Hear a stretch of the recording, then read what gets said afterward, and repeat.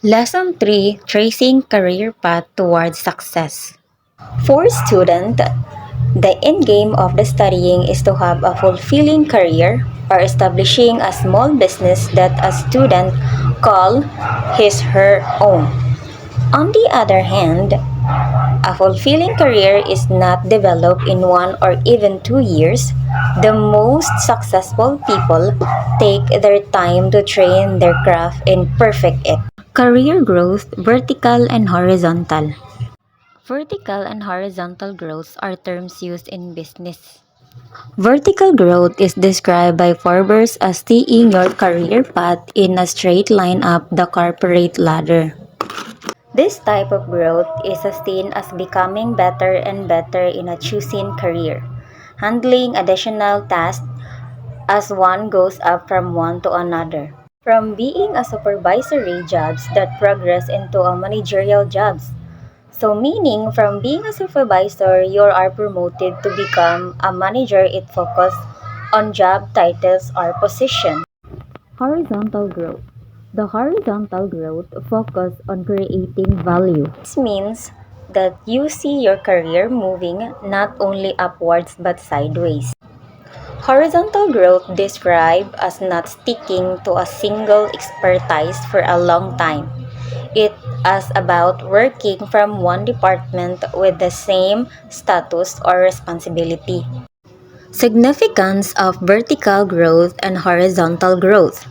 Vertical growth, you risk the possibility of reaching your limit to corporate mobility. Horizontal growth allows you to pick up new skills, new perspectives, new techniques that give rise to your versatility and flexibility. In addition, the chance of working in another departments with other people broadens the perspective of how the company or works is done.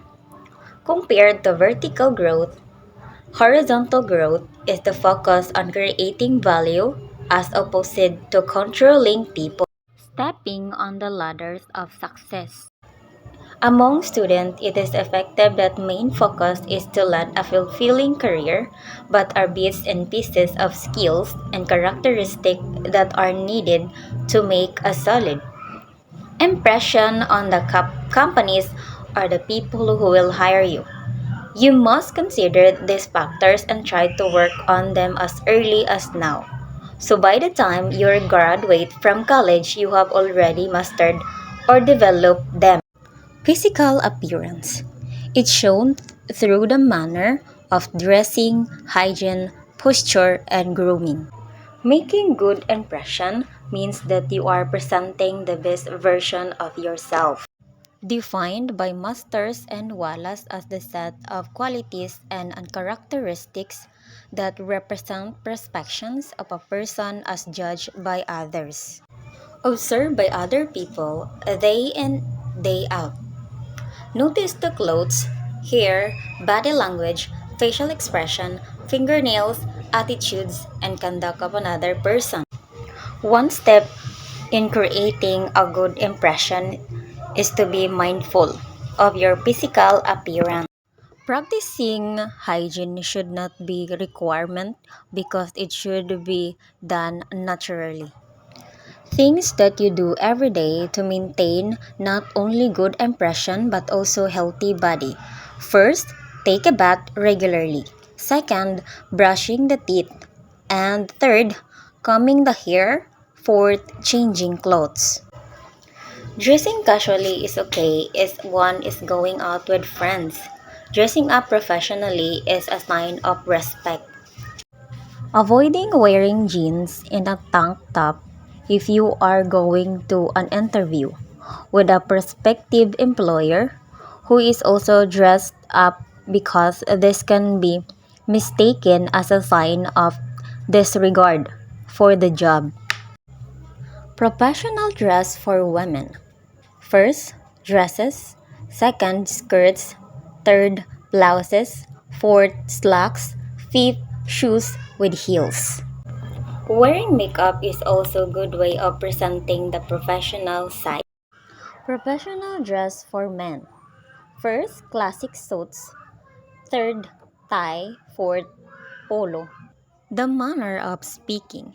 A professional speaks in a manner that conveys his or her skills and experience. This also indicate respect for coworkers and clients, depending the nature of the job. The voice quality is also considered. Pitch is the highness or lowness of sound. Volume is the loudest or softness of the voice.